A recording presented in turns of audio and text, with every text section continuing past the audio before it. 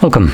In front of me is an iPhone 15, and today I will show you how you can insert SIM card into this device. Now, before we get started, you'll need to grab a SIM ejector, similar to this one, which will come provided with the device, unlike the charger.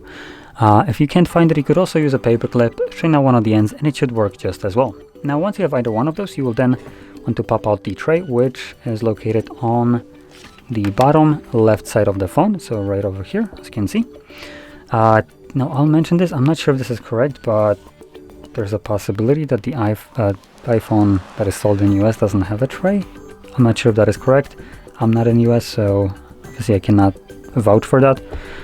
But in any case, if you don't have a tray right here, then that means that your device only takes eSIM. And for that, you will probably need to go to your provider and get the, I believe it's a QR code that you use as an eSIM for this, and you input it into the settings.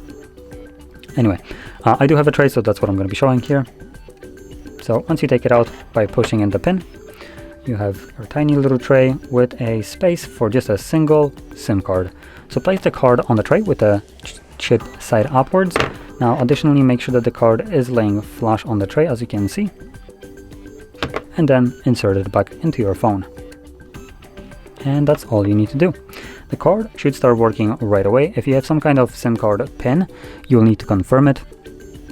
I'm not sure if this one has one or not, but it doesn't seem like it does.